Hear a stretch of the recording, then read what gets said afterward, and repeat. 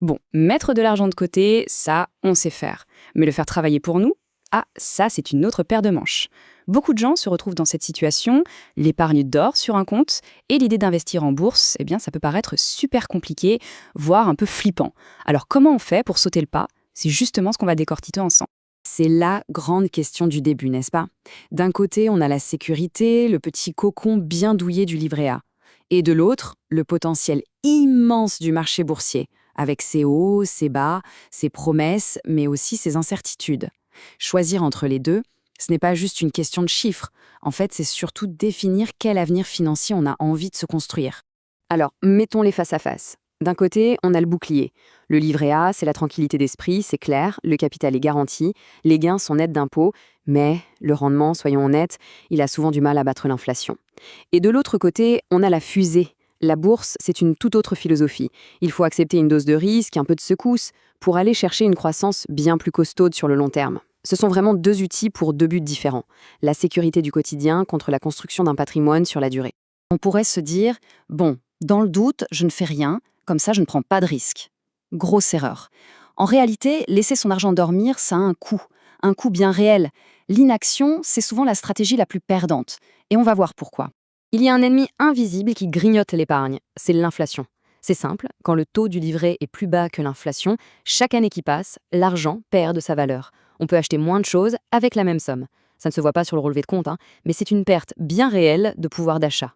Regardez ce chiffre, 54 925 €. C'est le coût potentiel d'une seule petite année d'attente. C'est la perte possible sur le capital final à 60 ans, juste en retardant d'un an, de 22 à 23 ans, le début de versement de 500 € par mois. Oui, oui, une seule année d'hésitation peut coûter le prix d'une belle voiture. C'est assez fou quand on y pense, hein. Alors, comment on arrive à un chiffre pareil? Quel est le secret? C'est la magie des intérêts composés. Il faut imaginer une boule de neige qui dévale une pente. Au début, elle est petite, mais en roulant, non seulement elle grossit, mais la neige qu'elle ramasse lui permet de ramasser encore plus de neige et de plus en plus vite. C'est exactement ça. Les gains génèrent eux-mêmes des gains. C'est pour ça que le temps, c'est notre meilleur allié en investissement. Plus on commence tôt, plus cette force incroyable a le temps de jouer à plein. Bon, maintenant qu'on a vu le pourquoi, passons au comment.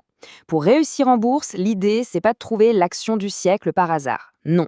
Le secret, c'est de bâtir un plan qui nous ressemble, qui colle à notre situation. C'est vraiment la fondation de tout projet d'investissement sérieux.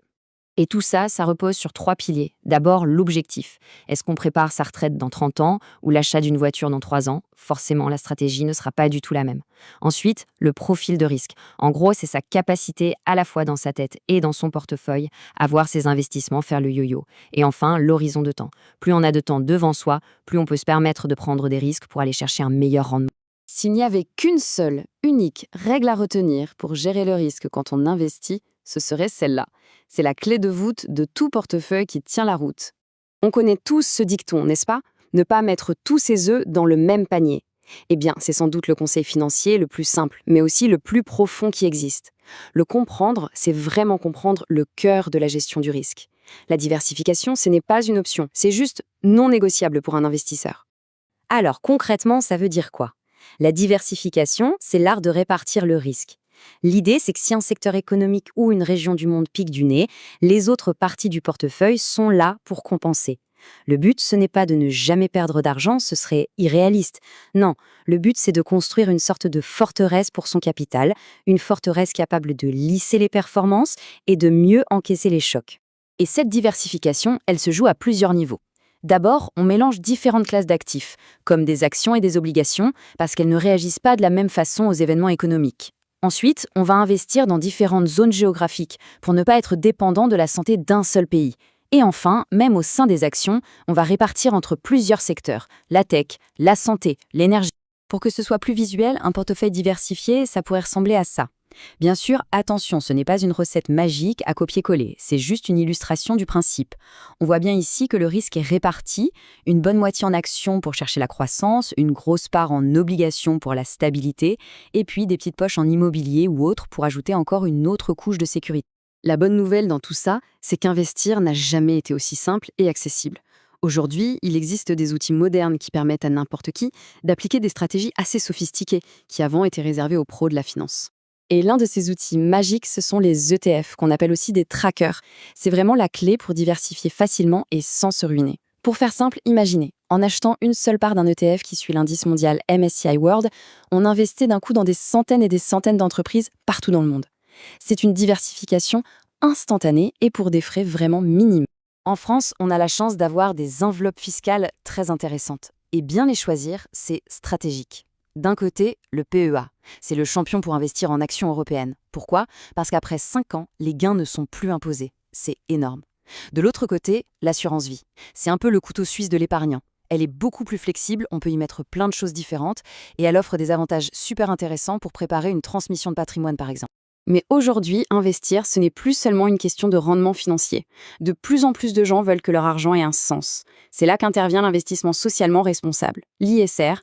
L'idée, c'est tout simplement d'aligner ses placements avec ses valeurs. On choisit de financer des entreprises qui ont un impact positif sur la société et sur la planète, sans pour autant sacrifier la performance, bien au contraire. Et pour faire ça, l'ISR s'appuie sur une analyse de 3 grands critères, les fameux critères ESG. D'abord, le E, pour environnemental. On regarde l'impact de l'entreprise sur la planète. Ensuite, le S, pour social. Comment elle traite ses salariés, ses fournisseurs, la communauté. Et enfin, le G, pour gouvernance. Est-ce que l'entreprise est bien gérée, de manière transparente? C'est une vision à 360 degrés qui vient compléter l'analyse financière pure et dure. Voilà, on a fait un bon tour d'horizon des concepts clés. Maintenant, il est temps de rassembler toutes les pièces du puzzle et de synthétiser les grandes étapes de cette transformation.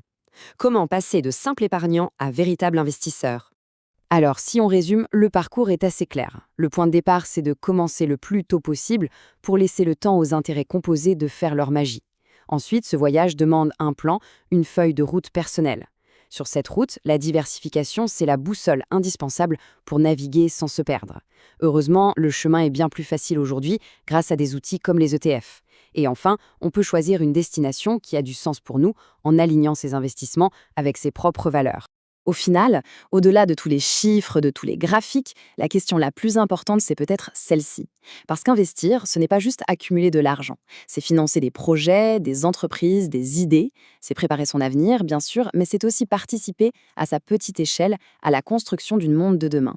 Et la réponse à cette question, eh bien, c'est elle qui devient le vrai moteur de tout le parcours.